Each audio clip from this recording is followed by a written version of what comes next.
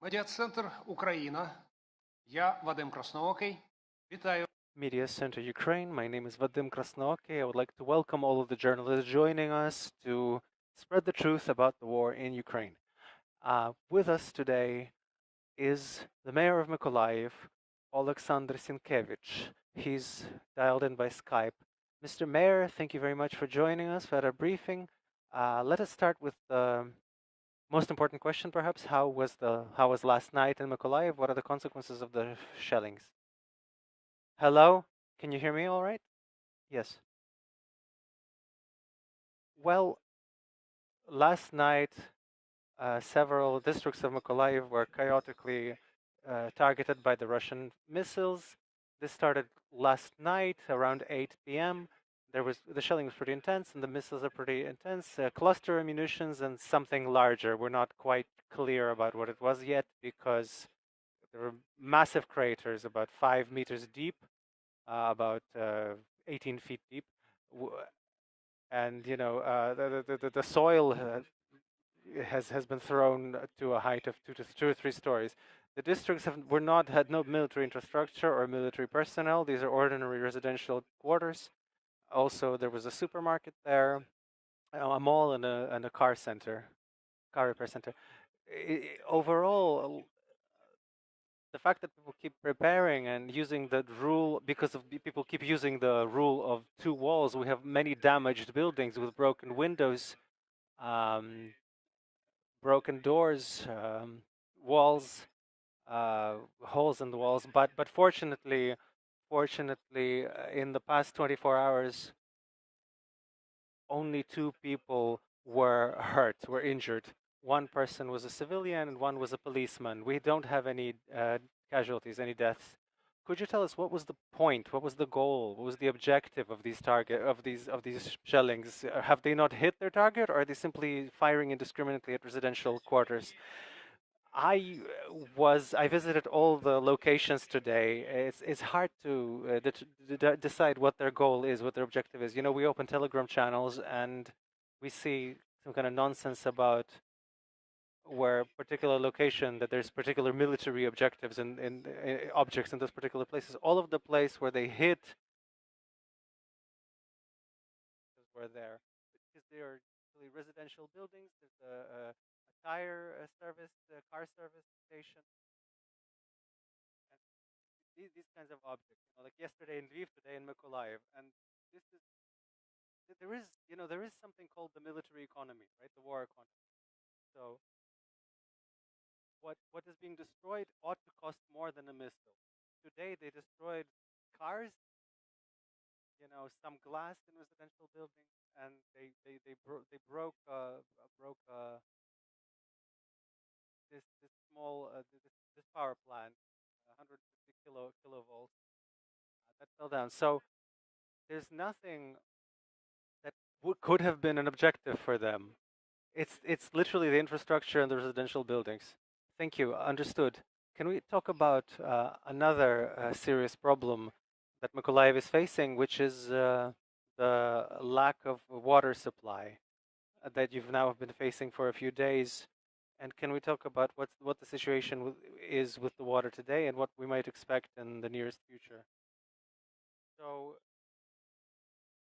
fighting damage.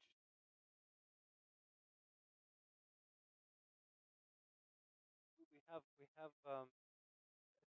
two branches off of Dnipro were damaged. They were destroyed, so water is not being pumped from the Dnipro River.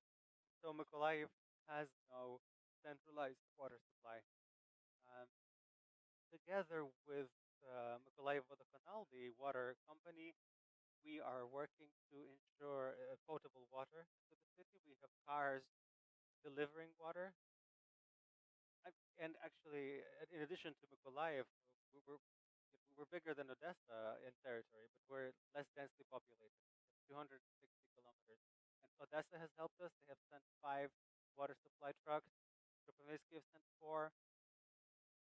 And we've been given the use of these trucks until we repair our water supply. It's not easy to repair because it is in this combat zone. So we're working on two other parallel projects.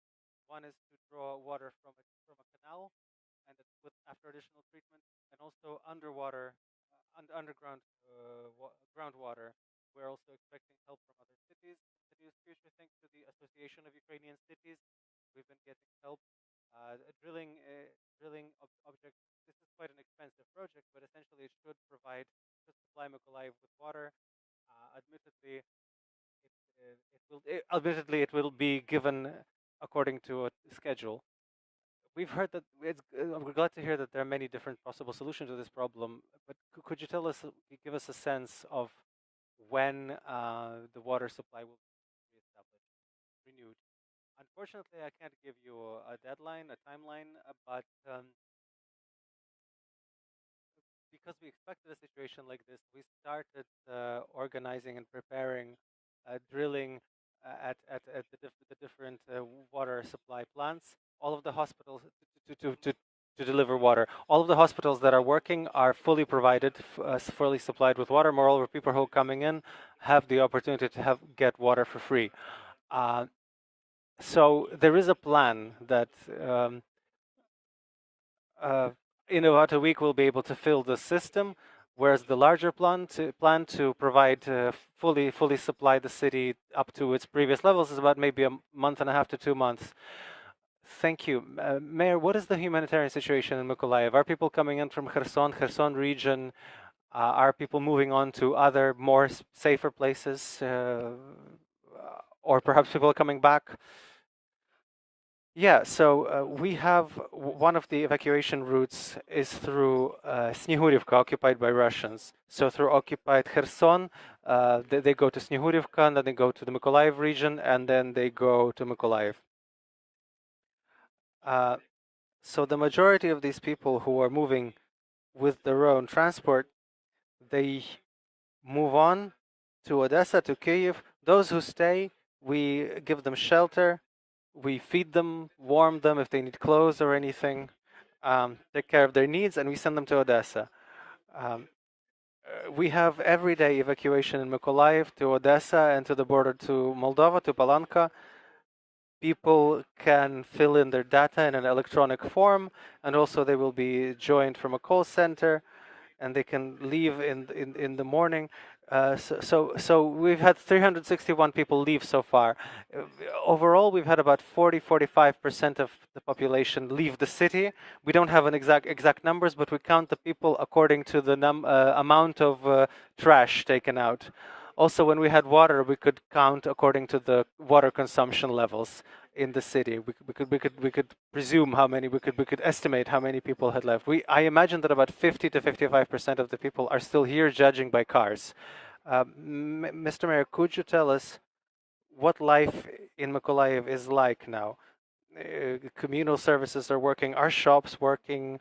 Where do people get the necessities, the food, the medicines? What's the situation? Okay, so at the start of the war, they tried to encircle Mykolaiv, and up to, the city was about two-thirds encircled by Russian forces. Now, Mykolaiv is territorially on two rivers, Pivdenny Bug and Bug. Now, the Russian forces had in Inhul, the Russian forces had built a ferry and crossed the southern Bug and started to move to Inhul. There they were stopped by forces and pushed into the Kherson region. Now there's fighting about 20-30 kilometers from the city, almost at the bank of the Dnipro, of the Dnipro-Bug Liman, and in places like Oleksandrivka and Stanislav. We constantly have the front line constantly shifts. Yesterday our forces pushed the Russians back apparently. And they keep coming in and adding new forces. The city itself is being targeted every day, and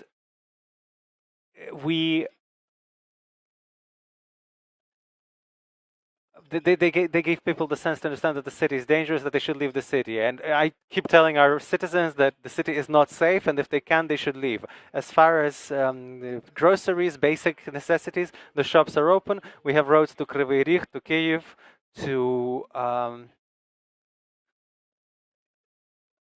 do Kropivnitsky and Odessa. Everything reaches us. We have the medicine. We also get humanitarian aid. Um, the stuff that can stay, we put it into untouchable reserves, in untouchable stocks in the city. Everything that cannot stay long, we distribute it through territorial centers of social help. We also cooperate with a significant network of volunteers. People who have no work and money, they keep getting aid. Thank you. Now, the city, the Mykolaiv, has experienced a lot of stress thanks to the combat, the constant shelling, the air raids, and the threat of occupation. That, I mean, thankfully seems less. What's the mood in the city? What could you tell us about that? You know, a lot of people said that Mykolaiv is a pro-Russian town, and that as proof, it was said that half of the deputies in the city council were from the opposition, so-called opposition bloc. Well, in this city council, we have one member from the opposition platform and one of Sharia. Now, Mykolaiv had no love for Russia; it had love for the Soviet Union, because the city has fond memories of what was happening in the years of the Soviet Union. Our factories were working. Almost 25% of Kiev of almost 25% of the population were in shipbuilding. The Moskva cruiser that was sunk by our troops was built in Mykolaiv. We have a copy like that that stands in the city. Almost all of the air carrying cruisers have been built in Mykolaiv. Also, the Laulinha Varyakh was also built in Mykolaiv. So, of course, the residents of Mykolaiv associated themselves with the city of shipbuilders, and that was the best they had then. There was that stability. But after the first missiles hit our city on February 24th, I think any association of the Soviet Union and Russia fell apart, like melted like the snows of yesteryear. I don't think we have people who have not been affected in the course of this war, whether they're building or somebody died that they knew. I think that this is the best kind of refreshing cold shower for those who were thinking about had some kind of plans with Russia. Everybody is united. Everybody is working in their different positions. Volunteers, builders, the city. We're building defensive structures. The utilities are not only building but also removing technology. We've had 36 units of technology, objects of technology. We have